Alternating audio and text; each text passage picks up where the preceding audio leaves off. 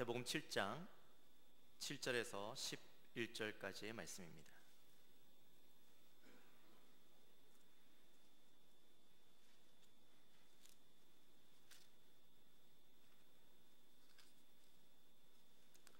마태복음 7장 7절에서 11절까지의 말씀, 제가 하신 성경은 신약성경 10페이지에 있습니다. 다 찾으신 줄 알고 제가 한 절 읽고 여러분들이 한 절 읽고 서로 교독하시도록 하겠습니다. 구하라 그리하면 너희에게 주실 것이요, 찾으라 그리하면 찾아낼 것이요, 문을 두드리라 그리하면 너희에게 열릴 것이니 거는 이마다 받을 것이요, 찾는 이는 찾아낼 것이요, 두드리는 이에게는 열릴 것이니라. 너희 중에 누가 아들이 떡을 달라 하는데 돌을 주며, 생선을 달라 하는데 뱀을 줄 사람이 있겠느냐. 너희가 악한 자라도 좋은 것으로 자식에게 줄 알거든 하물며 하늘에 계신 너희 아버지께서 구하는 자에게 좋은 것으로 주시지 않겠느냐. 그러므로 무엇이든지 남에게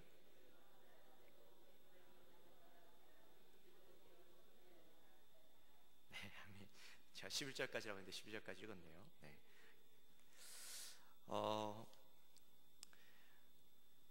우리 수요예배 나오신 여러분을 주님의 이름으로 환영하고 또 축복하고 사랑합니다. 아멘. 사실 첫 자리인데 조금 떨리기도 하고요, 좀 긴장되기도 하고 그렇습니다.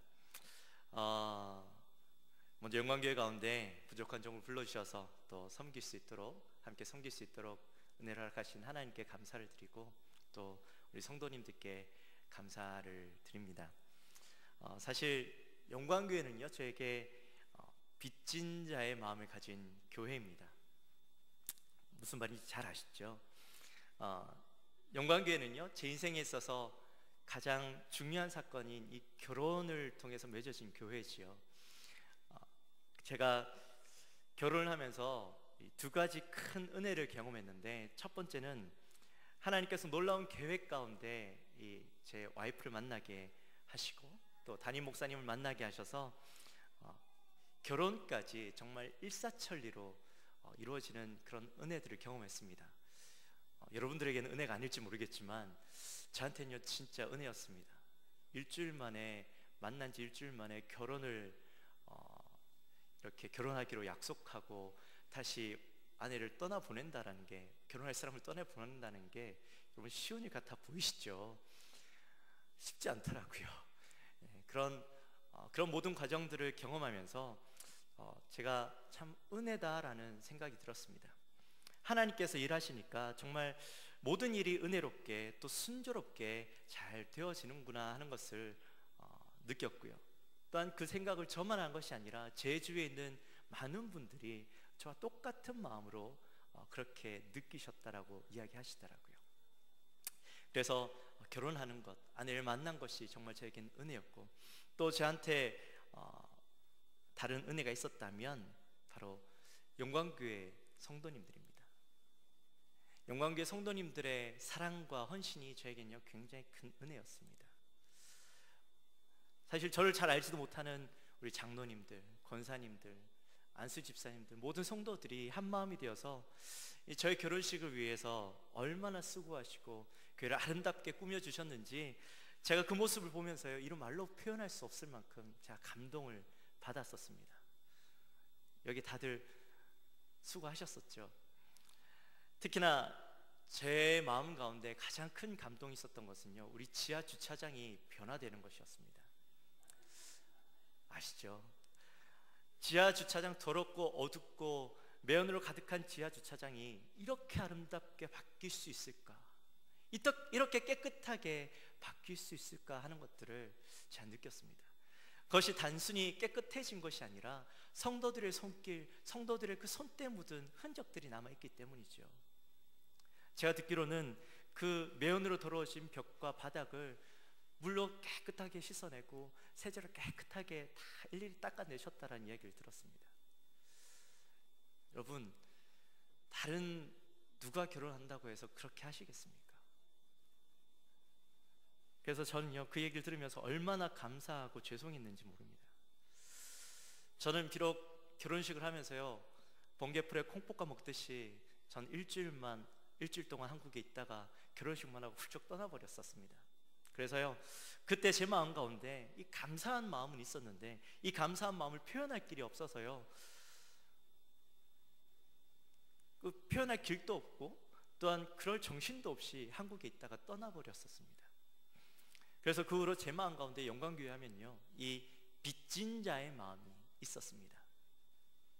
그로 뭐 제가 어떻게 할 수 없잖아요. 그래서 미국에 가서 날마다 기도하며 영광교회를 위해서 기도하고, 또 언젠가는 그 빚을 갚기 위해서 다시 돌아가야지 하는 마음을 가지고 있었거든요. 사도 바울이 그랬잖아요. 사도 바울은 내가 복음의 빚진 자다. 그래서 내가 복음을 위해서 내가 일한다라고 얘기했는데, 저는 사랑에 빚졌기 때문에, 여러분의 사랑에 빚졌기 때문에 여러분을 위해서 기도하며 미국에서 여러분들 그리워하며 지냈습니다. 그뿐만 아니라 제가 미국에서 있으면서요, 늘 영광교회 이야기를 들어야 했습니다. 제 아내가 영광교회 이야기를 얼마나 많이 하는지 모릅니다. 장로님들, 권사님들, 우리 또 성도님들, 우리 청년들, 학생들, 온 성도가 가족 같고 사랑이 넘치고 힘이 있는 교회다, 일을 할 때는 힘이 있는 교회다, 그 얘기를 얼마나 많이 해줬는지 모릅니다. 그래서 제가 한 번도 영광교회를 섬긴 적은 없지만 꼭 제 모교회처럼 느끼고요, 그리고 또 늘 그리워하면서 지냈던 교회가 바로 영광교회입니다. 그렇게 미국에서 지내다가 2년 반 만에 둘이 되어서 떠났다가 넷이 되어서 돌아왔는데요, 영광교회 빚 갚으러 왔습니다.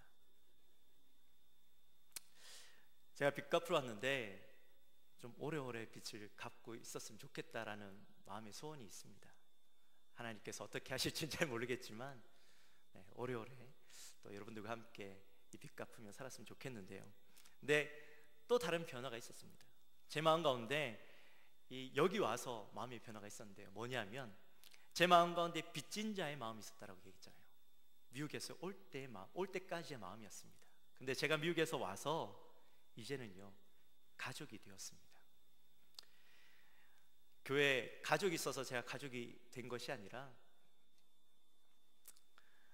너무나도 이야기를 많이 듣고 익숙해서 멀리 있었지만 제가 성도들의 사랑을 받고 있고, 또 그 사랑의 이야기를 듣다 보니 비록 몸은 멀리 떨어져 있었지만 그때는 빚 갚아야지라는 생각이었는데, 와서 보니까 그것이 진짜 사랑이었다라는 사실을 깨닫고 나니까요, 이것이 이제는 가족이라는 생각이 들더라고요. 그래서 지난 주일날 예배사역위원회 팀장님들과 함께 식사를 하는데, 모 집사님께서 이런저런 교회 얘기를 하다가 그 얘기를 하시는 거예요. 뭐라고 얘기하시냐면, 아니 목사님은 뭐 가족인데 뭐 이런 얘기를 하시더라고요. 그래서 그 얘기를 듣는데 제 마음 가운데 뭉클한 마음이 들었습니다. 저는 비록 몸은 떨어져 있었지만 많은 이야기를 듣고 교회를 사랑하게 됐고, 와서 보니 진짜 가족이라는 마음을 저 혼자 느끼는 줄 알았거든요. 그런데 그 집사님의 이야기 가운데 저 혼자 느끼는 것이 아니라 그분도 똑같이 나를 가족으로 여기고 계시는구나 라는 마음을 이렇게 딱 알게 되니까 제 마음 가운데 정말 이 뭉클한 마음들이 있었습니다.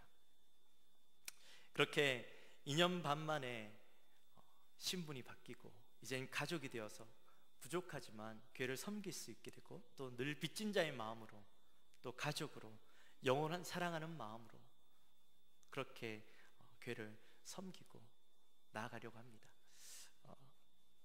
정말 좀 전에도 얘기했지만 저를 그냥 부목사가 아니라 가족으로 품어주시고요, 또 사랑해 주시고 기도해 주십시오. 사실 저는요, 기대가 됩니다. 무엇이 기대가 되냐면,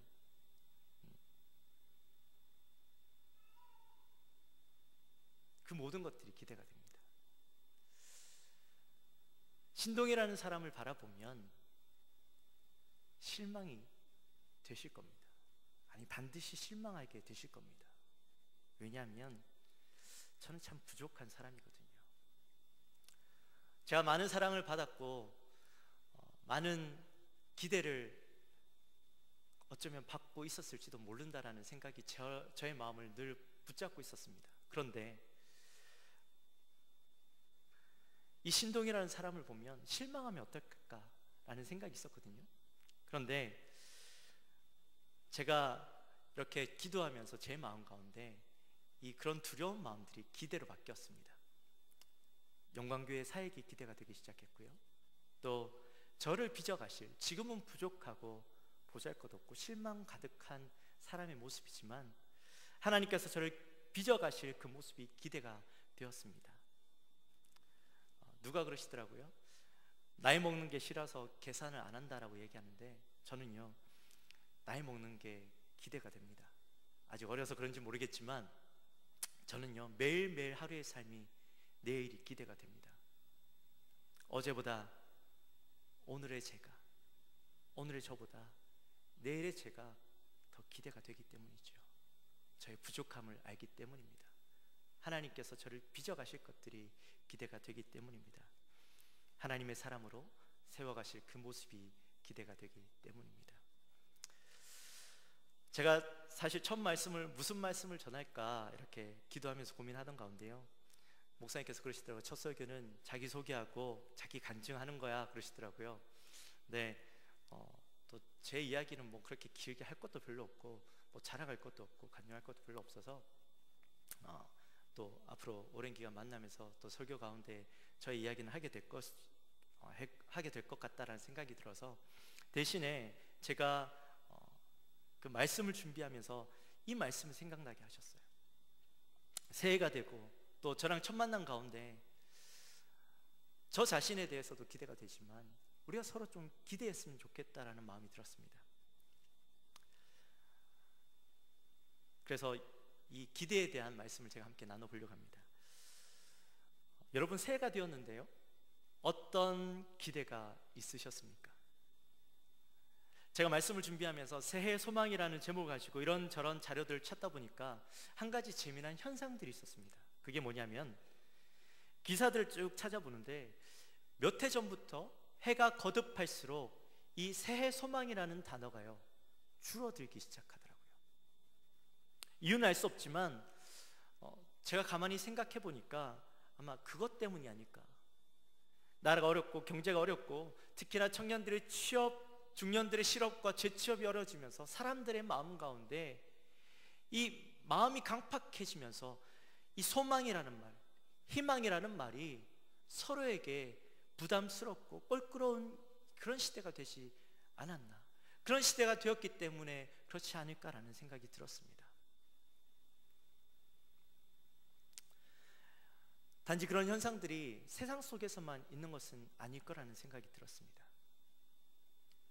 여러분 스스로에게도 한번 질문해 보십시오. 여러분은 올 한 해 어떤 소망을 가지고 시작하셨습니까? 가족 건강, 좀 물질적인 풍요, 또 말씀과 기도 생활, 예배 생활 잘하는 것, 혹시 여러분 이런 기도 제목을 가지고 새해를 시작하지 않으셨습니까? 근데 여러분, 만약에 여러분들이 그런 기도 제목을 가지고 한 해를 시작했다면 이 기도 제목이 어떻게 나온 것입니까? 한 해를 되돌아보면서 고민하고 생각하고 나온 기도 제목인가요? 아니면 작년부터, 아니면 그 이전부터 계속 해오던 상투적인 기도 제목, 내가 작년에 이뤄내지 못했기 때문에 올해 한번 이뤄봐야지 하는 기도 제목으로 나온 그런 제목들인가요? 글쎄요, 어쩌면 이런 상투적인 기도 제목이라도 있다면 다행일지도 모르죠. 어떤 사람들은 성도라고 이야기하면서도 그마저도 없는, 아무런 기대도 없는 신앙생활을 하고 있는 그런 분들도 계실지도 모릅니다. 사랑하는 성도 여러분, 소망과 기대를 가지게 되시기를 주님의 이름으로 축원합니다. 여러분, 그리스도인이라면요 기대가 있어야 됩니다. 우리 그리스도인들은 날마다 성화의 삶을 살아가는 사람들입니다. 어제보다는 오늘이, 오늘보다는 내일이 더 나아지는 신앙의 삶을 살아가는 사람들이 바로 우리들입니다. 그런데 우리의 그런 삶 가운데, 우리의 신앙생활 가운데 아무런 기대가 없다면 어떻게 신앙의 진보를 이루어 나갈 수 있겠습니까? 빌립보서 3장 12절 말씀에 보면 내가 이미 얻었다 함도 아니요 온전히 이루었다 함도 아니라 오직 내가 그리스도 예수께 잡힌 바 된 그것을 잡으려고 달려가노라. 아멘. 우리의 신앙의 삶은 예수께 잡힌 바 된 그것을 잡으려고 달려가는 그런 삶인 것입니다. 그런데 우리의 삶 가운데 아무런 기대가 없다면, 기대가 없는 삶을 살아가고 있다면 그 삶이 진짜 그리스도인의 삶인가 하는 것이죠. 그 삶은 죽은 삶입니다. 그래서 저와 여러분은 이 기도라는 통로를 통해서 우리에게 기대와 소망을 회복하는 그런 말씀을 오늘 저와 여러분들이 함께 나누어 보려고 합니다. 우리 7절과 8절 말씀 우리 함께 다시 보실까요? 구하라 그리하면 주실 것이요 찾으라 그리하면 찾아낼 것이요 문을 두드리라 그리하면 너희에게 열릴 것이니 구하는 이마다 받을 것이요 찾는 이는 찾아낼 것이요 두드리는 이에게는 열릴 것이니라. 아멘. 세상 사람들은요 자신에게 소망을 두고 살아갑니다. 자신에게 기대를 하고 자신에게 희망을 두고 살아갑니다. 그러다 보니 인생을 살아가다 보면 평탄하지 않잖아요. 자연스럽게 실망과 좌절을 겪게 되고 나중에는 희망이란 것들을 잃어버리게 되죠. 그러나 우리 그리스도인들은 희망과 기대를 잃지 않을 수 있는 이유가 바로 오늘 본문 말씀 때문입니다. 오늘 본문 말씀 속에 나타나 있는 하나님의 약속 때문입니다. 구하라 그리하면 주겠다. 찾으라 그리하면 찾을 것이다.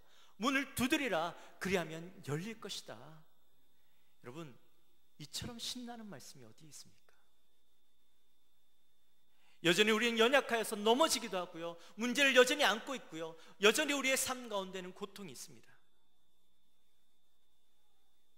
우리가 살아가다 보면 그러한 삶 가운데 누군가가 내 이야기를 들어주고 내 문제를 해결해 주지 않는다 할지라도 나를 위로만 해줘도 우리의 삶 가운데 감동이 있는데, 오늘 본문은요 하나님께서 내 이야기, 내 슬픔과 내 고통, 내 아픔과 내 모든 문제들을 하나님께서 들어주실 뿐만 아니라 그 모든 부르짖음에 응답해 주시겠다라는 약속을 해 주시고 계시다라는 겁니다.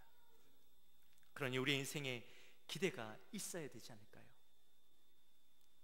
내 모든 기도에 응답하실 하나님, 내 작은 신음에도 응답하시는 하나님, 내 마음 힘들어서 기도가 되지 않아 주님만 외쳐도 들으시는 하나님, 내 마음을 아시는 하나님, 그 말조차 할 수가 없어서 주르르 눈물만 흘려도 내 마음을 아시는 하나님, 그래 안다 라고 말씀하시는 하나님, 여러분 내 마음을 만지시고 나를 아시는 그 하나님이 여러분의 삶을 기대로 바꾸실 것을 기대가 되지 않으십니까? 그리고 오늘 본문은요 우리에게 놀라운 비밀을 이야기해 주고 있습니다. 어떤 비밀일까요? 오늘 본문을 보면 특징이 있죠. 어떤 겁니까? 구하라, 찾으라, 두드리라. 각각 다른 말 같지만은 사실은 같은 말이죠. 결국엔 뭐 하라는 이야기입니까? 기도하라는 얘기죠. 그래요, 맞습니다. 기도하고 기도하고 또 기도해라. 여러분, 성경에서의 반복이 나면 무엇을 의미하는 것일까요?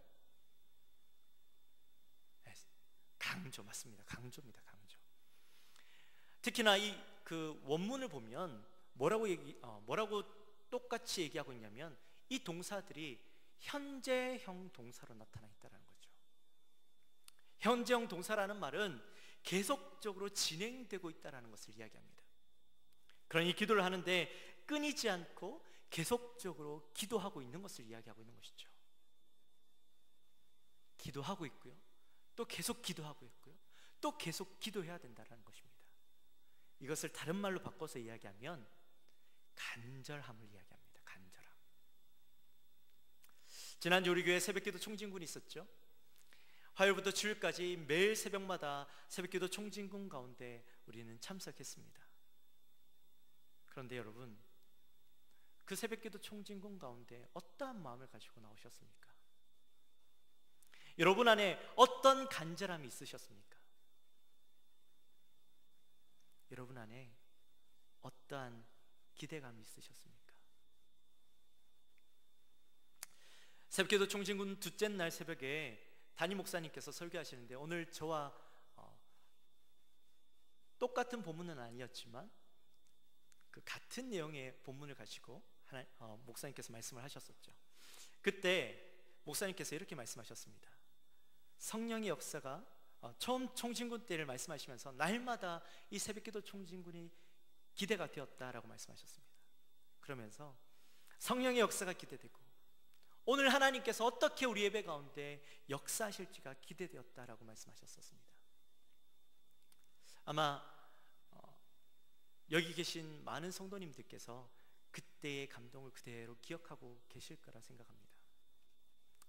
그런데 지금 우리의 모습 속에 그 감동이 여전히 기대로 남아있는가 하는 것이죠. 그때 그 간절함들이 우리 안에 여전히 그대로 남아있는가 하는 것이죠. 여러분, 이 간절함은요, 회복을 의미합니다. 간절한 기도를 통해서 내 영이 깨어지고 하나님과 멀어졌던 그 마음이 회복되는 것을 의미합니다. 단순히 간절한 기도를 통해서 내 기도가 하나님께 상달되어지고 내 기도가 응답받는 것, 내 기도의 소원이 그대로 이루어지는 것이 기도가 아니라는 것이죠. 사랑하는 성도 여러분, 이 간절함을 통해서 하나님과 영적인 회복을 이루어지시기를 주님의 이름으로 축원합니다. 또 9절부터 11절까지의 말씀 우리 함께 볼까요? 너희 중에 누가 아들이 떡을 달라 하는데 돌을 주며 생선을 달라 하는데 뱀을 줄 사람이 있겠느냐? 너희가 악한 자라도 좋은 것으로 자식에게 줄 줄 알거든. 하물며 하늘에 계신 너희 아버지께서 구하는 자에게 좋은 것으로 주시지 않겠느냐? 아멘. 여기에는요, 아버지의 마음이 잘 나타나 있습니다. 아무리 약한 사람이라고 할지라도 아버지가 자식에게 좋은 것으로 주고 싶어하는 마음을 이야기하고 있는 것이죠. 그런데 하늘에 계신 하나님께서는 나의 아버지가 되시고 나의 모든 만물의 주관자 되시는 그 하나님이 나를 위해서 독생자 아들 예수 그리스도를 아낌없이 십자가에 못 박으셨던 그 하나님께서 우리의 기도 가운데 좋은 것으로 주시지 않겠느냐 하는 말씀을 하고 있는 것입니다. 특히나 오늘 본문 가운데 우리가 주목해 보아야 할 것이 있는데 바로 좋은 것이라는 단어입니다. 여러분, 좋은 것이 뭘까요? 좋은 것. 좋은 것이 뭘까요? 오늘 본문 말씀을 보니까 아이에게 소원이 있었습니다. 근데 그 아이에게 좋은 것이 무엇이었을까요? 어렵나요? 그 아이에게 좋은 것은 자기의 소원이 이루어지는 것이겠죠. 그런데 아버지의 마음은 다를 수 있다는 것입니다. 그 아버지가 아무리 세상에서 가장 추악한 악한 아버지라고 할지라도 자식에게는 좋은 것을 주고 싶어하는 마음이 있다는 것이죠. 그 악한 아버지는 자식에게 그것을 줄 때에 정말 이것이 그 아이에게 필요한 것인지, 이 아이에게 유익이 되는 것인지 판단하고 정말 이 아이에게 좋은 것이라고 생각될 때에 그것을 준다라는 것입니다. 아이에게 독이 되는 것을 줄 부모가 어디 있겠습니까? 저희 집에 쌍둥이가 있는데요, 사실 저와 와이프가 약속한 게 하나 있습니다. 뭐냐면 아이들에게 이 전화기는 최대한 늦게 주자라는 약속이었습니다. 요즘 아이들 보니까 이 멀티미디어에 푹 파묻혀 살더라고요. 돌만 되어도 이 전화기에서 못 벗어나는 것을 주위에서 많이 봤습니다.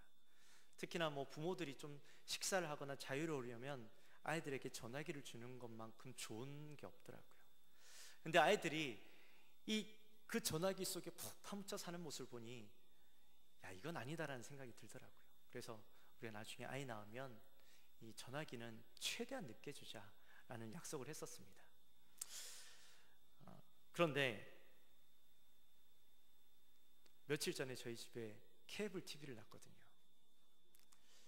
거실에다 이렇게 아이들이 놀 수 있도록 해놓고 TV가 그 앞에 있는데, 제가 퇴근해서 잠깐 이렇게 TV 뉴스를 보는데 아이들이요, 무슨 내용인지도 모르면서 TV를 이렇게 계속 보고 있더라고요.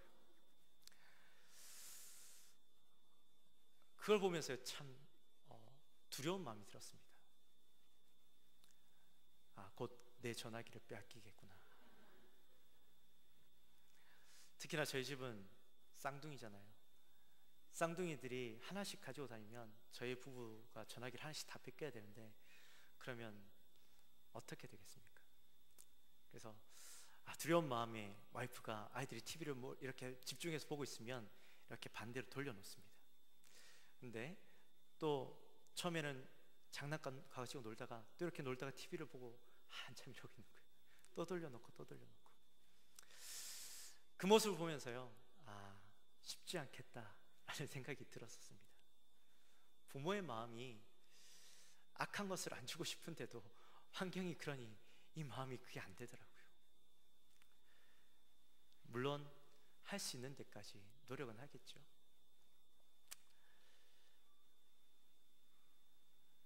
좋은 것이란 아이들에게 해가 되지 않는 것이 좋은 것입니다. 오늘 본문에서 좋은 것이라고 이야기하고 있는데요, 좋은 것이 무엇일까요? 이 좋은 것에 대해서 오늘 본문에는 나타나 있지 않지만 누가복음 말씀에는 이 좋은 것이 무엇인지 우리에게 명확하게 이야기해 주고 있습니다. 누가복음 11장 13절 말씀을 함께 보실까요?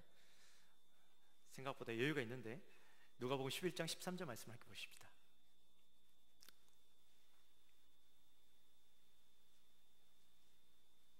누가복음 11장 13절.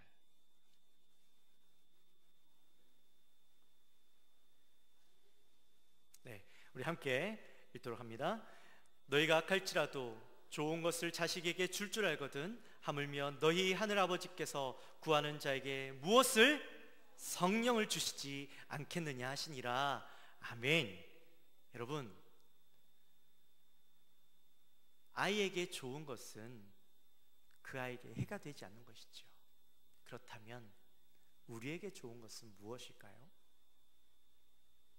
바로 성령이죠. 여러분, 그렇다면 우리에게 가장 좋은 것은 성령이라고 오늘 본문 말씀 이야기하고 있는데, 저와 여러분은 이미 성령을 받은 사람 아닙니까? 우리 안에 성령이 계시잖아요. 그렇다면 우리의 삶 가운데 성령이 계시면 우리는 어떻게 돼야 되나요? 날마다 기대가 있고 날마다 행복해야 되고 날마다 좋아야 되잖아요. 근데 여러분 그러십니까?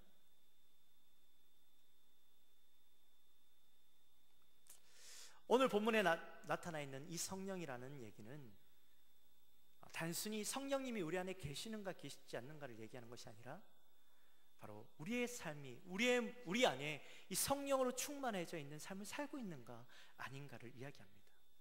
내가 성령으로 충만해져 있는가 아닌가를 이야기하고 있다는 것이죠. 여러분, 우리가 이 땅에 살아갈 때 정말 우리에게 필요한 것이 무엇일까요? 물질이 충만한 것일까요? 건강한 것일까요? 무엇일까요?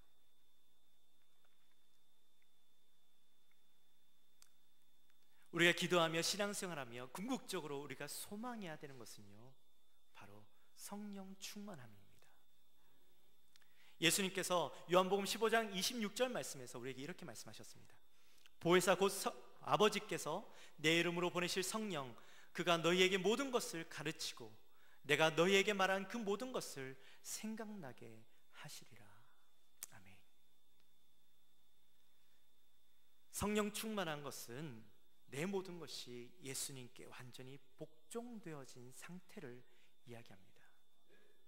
그것이 결코 나를 괴롭게 하거나 이 성령으로 충만하여서 내 삶 가운데 얽매여 있어서 내가 괴롭고 힘든 것이 아니라, 내가 성령으로 충만하면 도리어 자유하게 되고 내가 얽매여 있던 모든 죄로부터 자유함을 누리고 그것으로부터 벗어나게 되는 것이 바로 성령 충만이죠.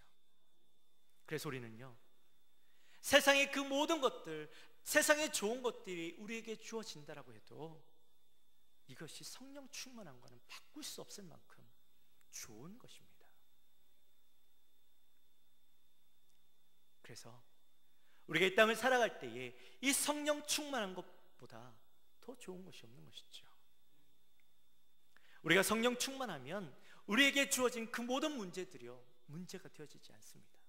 왜냐하면 내 안에 계신 성령께서 그 모든 문제들을 해결해 주실 것을 믿기 때문이죠.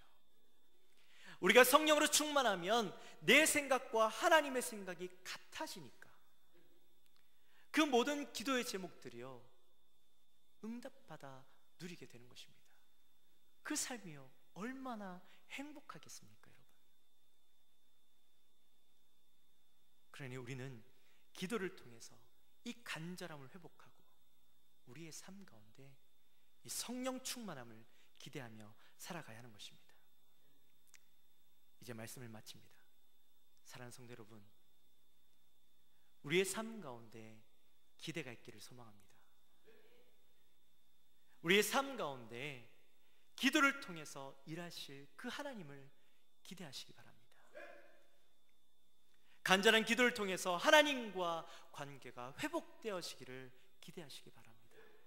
그리고 마지막으로 그 기대를 통해서 우리가 성령으로 충만함을 누리는 우리 사랑하는 성도님들 되시기를 주님의 이름으로 축원합니다.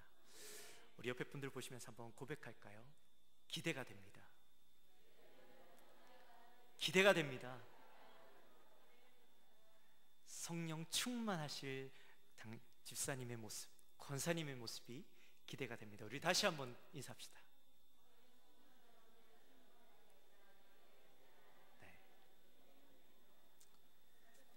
네, 정말 기대가 되십니까, 여러분? 아멘. 기도하시겠습니다. 하나님 아버지, 감사합니다.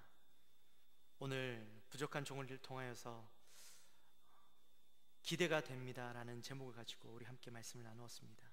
하나님, 우리의 삶이 기대가 됩니다. 하나님께서 우리를 통하여 하실 일들이 기대가 되어지고, 또한 우리가 그 하나님을 통하여서 우리가 간절함을 회복하고 하나님과 관계가 회복될 것을 기대하고, 우리가 성령으로 충만하여 하나님이 이루실 그 모든 것들을 누리게 될 것을 기대합니다. 하나님, 우리의 마음 가운데, 우리의 심령 가운데 성령 충만함을 허락하여 주시고, 날마다 올 한 해 것들을 바라보며 나가는 우리 성도님들 될 수 있도록 인도하여 주시옵소서. 감사합니다. 예수님의 이름으로 기도드리옵나이다. 아멘.